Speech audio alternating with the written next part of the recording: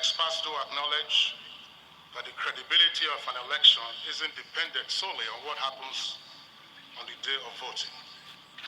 The process is critical, and the campaigns are crucial. It is for that reason, Your Excellencies, distinguished guests, ladies and gentlemen, that the National Peace Committee, under its auspices, is yet again organizing this peace accord. And this is a solemn event. We have seen how, on account of the moral force of the National Peace Committee and the Peace Accord, it has been invited to a number of off-cycle governorship elections. And candidates and their parties, and largely their supporters, have adhered to the spirit and letter. Hello, my people. God bless you. This is Diddy Strides. I welcome you once again to my YouTube channel. It's been quite a while since I posted last. This is because of the circumstances that are beyond my control. Please pray for me because right now I'm doing this from the hospital. I had to steal out time to actually do this video. I'd like to say welcome to the campaign season.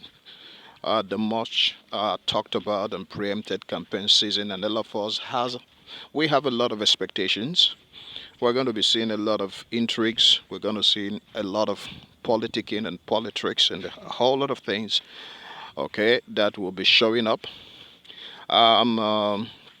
What you just saw right now is the peace accord that was signed today. Earlier was of today, all right, and it has all the presidential candidates of different parties in attendance. The three most prominent ones were in attendance, apart from the VP, Shetima, who was the one representing Tinubu. Tinubu was noticeably absent. Bola Tinubu, Ahmed Tinubu was noticeably absent. I'm still going to talk about that one, but let me quickly say something. Please, Nigerians, and please, supporters of PO, the obedient movement, I want to let us know that we must concentrate on the things that are important. The fight, this is not a fight for just P2B, this is a fight for the soul of Nigeria. This is a fight for the life of Nigeria. Yes, this is a fight for the soul of Nigeria. We've been deprived for many years. There's no need of saying we know what the country is right now and how the country is. Okay? We want a change. They promised us a change before, but they actually came with a change. And we say enough is enough. Enough is enough. We want a change. We want a change. All right? And the man to take us to the promised land, to the biblical promised land, is P2B. That's the one that has the mantle to lead us. He has demonstrated, he has been on the public space for years right now. You know, many people don't know how he got to where he got to. He's been in the public, under public scrutiny for many years. And you know his watchword? Go and verify. It didn't start with his campaign. He has always been saying that. He has always been a canvasser for good governance. And I've been attending quite a lot of meetings and all that, canvassing for cutting the cost of governance and development. He said he's going to move Nigeria from being a consuming economy to a production economy. And this is exactly what the country needs right now, because we can develop along ethnic and tribal and religious sentiment. If a country must develop, we must be a producing economy. We must be a producing economy. And the man to do that, and has proven to do that, is P2B. Many of them, like P2B said, will come with a similar uh, uh, promises. You know, P2B was once asked about his manifesto. He said he is the manifesto himself, because he's not speaking through a spokesman. He's speaking directly. You're hearing him. So hold him accountable to his words. All right? He's the manifesto. Though he says the manifesto is 95% complete. And topmost in the agenda is security. When you deal with security, because the security situation of the country falls directly on the economy. When people are not secure, they can't do business. Just like what is happening in a number of states in the Igbo land because of the sit down at home, a whole Monday is crumbled. No economic activities at all. You can't grow because of insecurity and all kinds of things going on right now. So security directly when the places are not secured or the community is not secure, farmers will not freely go to the market. Traders will not go to places to go and buy things or transport things there because of insecurity, and you can't even attract neither local nor foreign investment.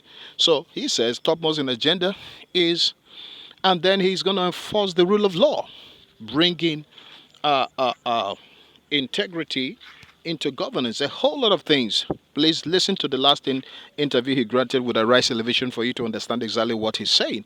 All right, this man has a clear roadmap of where he's going, and that's the man we want to follow. That's the man we're going. He has proven that. All right, I don't mean people who were given scripts to study just to come and deliver a speech. And when they speak, they are not speaking from their heart, they are reading from books. That's not what I'm talking about. This present election is not going to be a Miloko, it's my turn. I think we've gone past that. We've grown beyond that. All right? This present election is not going to be on the basis of uh, it's not going to be divided along tribal sentiments and along religious sentiments and all that. It's going to be based, like Peter B have always said, on capacity, on competence, on integrity, on proven records, on antecedents. You know, the best way to prove a man's character is to look at what that man has done before. Because if he has consistently done something before, he's going to do the same again. So Peter B is a man who is known by saying go and verify. And every fact that he has stated, and can I say to Nigerians, all these things he's saying, he didn't start saying it today. Ever since he stopped, he came down as the governor of Anambra State. Around Anambra State, even before Nigerians began to hear this, he has been making this claim around Anambra State. For once, nobody has ever stood up within Anambra State. Even if Peter becomes Anambra State today, he will still repeat the same thing. Nobody has been able to stand up and say, sir, what you said is wrong, or what you're not saying the truth. All right? On different occasions, I have had him personally.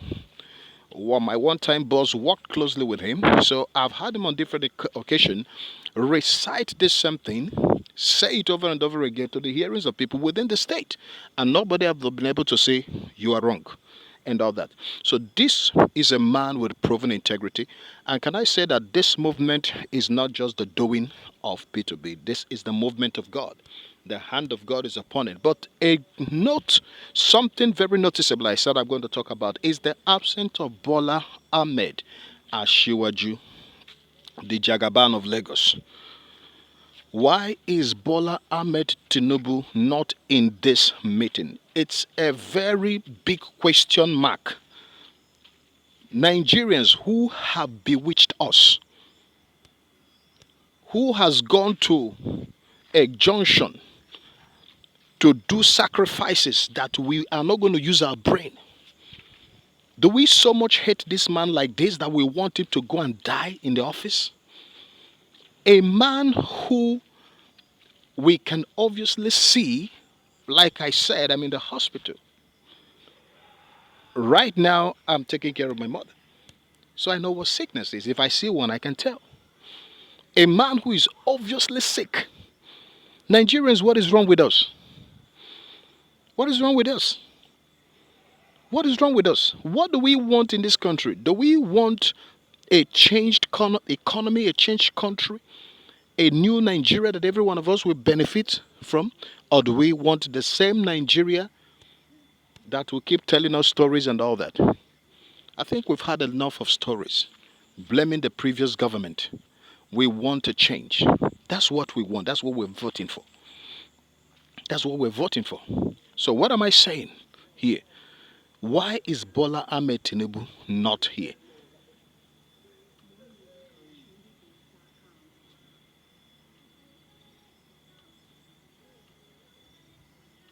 Sorry there.